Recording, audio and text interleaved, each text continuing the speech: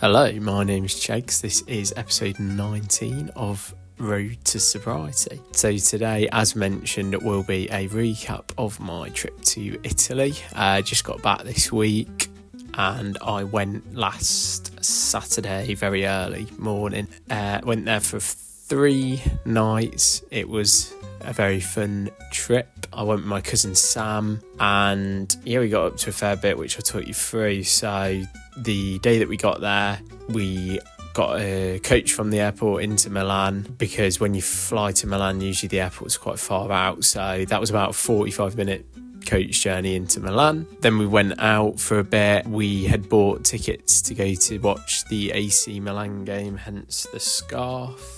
AC Milan. So AC Milan were playing Juventus, massive game, 2 massive teams in Italy. The tickets didn't come through until like an hour and a half before, so we were like on our way, and then the tickets came through and we were thinking, what happens if they don't come in time? But they all came through fine. It was fine. We were in our seats near enough our seats for kickoff, because for some reason in Italy, or not for some reason, I mean it's Italy, isn't it? They're all a bit all over the place, but they just sit wherever they like in the stadium. So we got there and there were obviously people in our seats, so we just sat a bit down from them in the row, but there were people coming all the time telling people you're in my seat, and then they're saying somebody else in their seat. But obviously this is all going on in Italian. I don't really speak much Italian, if any, neither does Sam, so we were a bit paranoid that some Italian person was just going to turn up and be start shouting at us for being in their seat. But the whole time we were fine, luckily. So I reckon probably whoever seats we were sat in was sat somewhere else anyway. So then we watched the game. The game was awful. The game itself, it was a great experience to go. Fans, atmosphere really good, but that is one of the worst games of football I think I've ever watched. It finished 0-0. We didn't even see a goal. The standard was not good at all. I was joking that I'd swapped to Leicester for AC Milan, and it was like watching Leicester play this season, but probably even worse because we've only failed to score in 1 game in the league this season, and I've not seen a 0-0 from us all season, and that would finish 0-0, that game between them two. So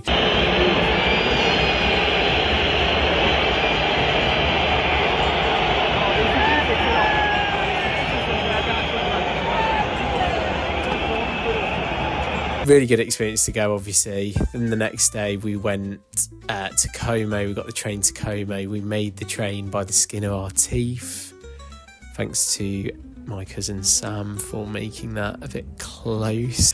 But we did make it. We got on the train and we went to Como for the day. That was really nice. We went around the town a bit, up a funicular, which is like a cliff railway type thing that takes you up high. And then we walked a bit up high to get even higher, and had some crazy views that obviously I'll show in this video. And then we came back down. We got some coffee, some ice cream, gelato I should call it. Then we pretty much just after that got the train home eventually. So there were all rail strikes in Italy that weekend. So what kept happening was the trains to Milan, we were waiting on the platform for our train. It just got cancelled. Then we were waiting for the next one. The next one gets cancelled too.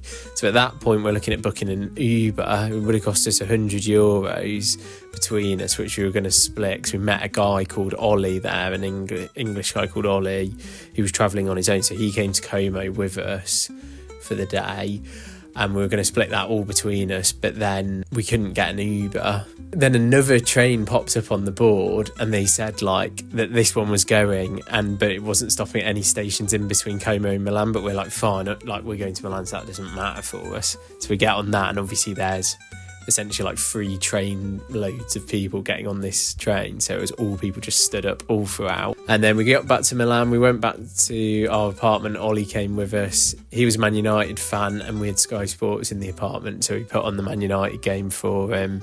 And then Ollie went back off to his hostel, and then we went for some food quite late that evening, but that was nice. A place called Temakino, which was Brazilian Japanese fusion food. But it was really nice, so I do recommend it if anybody is in Milan. There were a few around, I think, so it's not like a chain in Italy, but I think it's like there's a few locations within Milan. Next day, our last full day, we just spent the day kind of exploring Milan a bit, did a bit of shopping. I bought a fleece and some trousers. Then we had some more food. Obviously, I ate plenty of pasta pizza there as well. I had lasagna that day for lunch, which was nice. Oh yeah, and then on that last day in the evening, we went to a spa in Milan. It's called like QC Terme. It's quite famous within Milan, and people who are visiting Milan, they go to it. It's got like a storm room and all this. You've probably seen it. That was pretty cool. The storm room's like overrated. I'd say the spa itself is overrated. It's a spa at the end of the day. Like, yeah, it was nice. It was relaxing to go to that on our last day. It was probably the best time to go to it. And then the next morning, early flight home, travelled back, flew from Bristol, which is where my cousin lives. So, and then I drove back to Leicester. Then yeah, just back to normality really after that.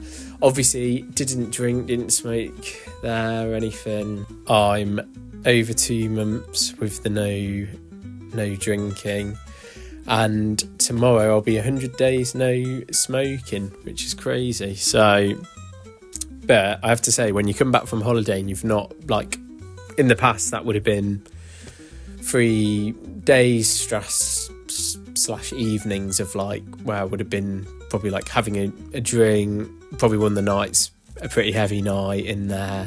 Then the flight home's always grim. Flying when you're after a holiday where you've been drinking and stuff is not fun. The coming back to normality and going back to work and stuff is so much harder because it just like compounds that feeling of like holiday blues. So I found going back quite easy. Having said that, I ended up getting ill on the flight home, which wasn't very fun because obviously like you do on planes, stuff just spreads so easily. And I ended up having to have a day off work, which is the first time I've had that in this current job, and I've been there for like a year now. I fought it off really quickly. In the past I would have been ill, probably like still now, feeling the effects of it. But no, Friday I was back to work, so I only had Thursday off. So Wednesday I was back to work, then I had to have Thursday off because Wednesday late afternoon through to like Thursday evening was like when I was feeling rough. And then Friday, back to work, went back to the gym as well for the first time in a bit. Felt a bit weak from the illness, I think, more than anything. Then Saturday, went to the gym, played crazy golf with my friend, went to the driving range as well, went out for lunch, then just chilled out here. And then today went for a 10k run with my friend Ryan. Shout out Ryan, I know he's been watching these a bit too. I have just yesterday evening, I think I was feeling a bit fed up because I don't know, recently I've just been this has been my first weekend in a while where I've just been at home in Leicester and not really massively doing much. I just got a bit fed up because like in the evenings just like nothing happens sometimes, even though like I do have mates here and stuff, like some of them are in relationships and things, and obviously I'm not, so that element of things can sometimes be a bit difficult because you just end up like on your own a bit. But that is what it is really, and you have to be happy in your own company. Can't be like reliant on other people for that. Because of that, I was just feeling like I need like a challenge, something to focus on, like I've been mentioning with like running and stuff. So I went a bit crazy on Saturday evening, and I decided that I'm going to do 4 marathons in the space of like 43 days next year. So I've signed up for all 4. So I'm doing I'm doing them across the UK. So there's one that I'm doing in England, that's in Leeds, one in Wales, which is Newport, one in Scotland, which is in Edinburgh, and one in Northern Ireland, which is Belfast. So like I say, they're all in the space of like no time. The Newport one is the first one, and that's like the 13th of April, I think. It's like mid-April. Then I've got like a 3-week gap to the next one, which is good because I think that's the best way around of doing it. So I'll have a bit of time to recover for that second one. The second one is the Belfast Marathon, And then the week after that is the Leeds Marathon. So that will be the toughest bit, will be doing that Leeds one, because I'll have the least recovery time for out of all of them. And then 2 weeks after the Leeds one is the Edinburgh one. So it's going to be a good challenge, that will be like over 100 miles around in that space of time. Like I say, 4 marathons. But I'm looking forward to it. It's going to be intense, but it's going to give me a focus, going to give me more reason to not drink and smoke. And I love running, man. It's so like therapeutic, I think. And I'm loving challenging myself too. So I'll be doing that. I'll obviously be keeping you informed on the journey. Then so obviously just into a new week again next week. Not got anything major planned, but I am going to be starting study for the cybersecurity qualification, which is the qualification I've been mentioning about retraining going into. So I'm looking to go into cybersecurity. I think it's going to be a much better career path for me to be on, and it's something that I'm interested in, and I want to learn. I'm keen to learn new stuff, really, like I've never really been previously in my life. I'm going to get stuck into that.